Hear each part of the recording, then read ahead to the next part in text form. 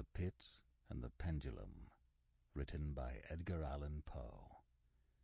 Narrated by B.J.Harrison. I was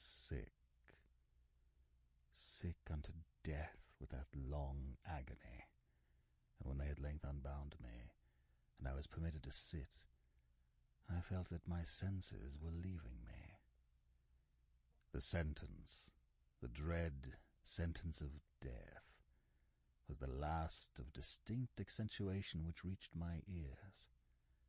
After that, the sound of the inquisitorial voices seemed merged in one dreamy, indeterminate hum. It conveyed to my soul the idea of revolution, perhaps from its association in fancy with the burr of a mill wheel. This only for a brief period, for presently I heard no more. Yet for a while I saw, but with how terrible an exaggeration, I saw the lips of the black-robed judges. They appeared to me whiter than the sheet upon which I traced these words, and thin, even to grotesqueness, thin, with the intensity of their expression of firmness, of immovable resolution, of stern contempt of human torture.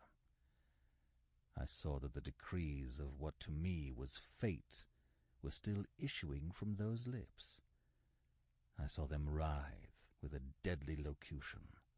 I saw them fashion the syllables of my name, and I shuddered because no sound succeeded.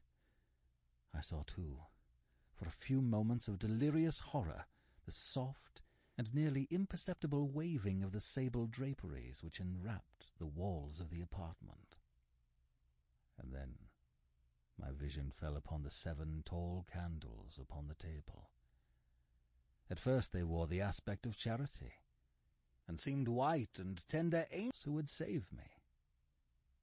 But then, all at once, there came a most deadly nausea over my spirit, and I felt every fibre in my frame thrill, as if I had touched the wire of a galvanic battery, while the angel forms became meaningless spectres with heads of flame, and I saw that from them there would be no help.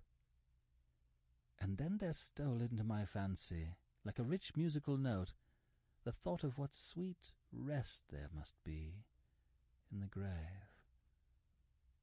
The thought came gently and stealthily, and it seemed long. Sample complete. Ready to continue?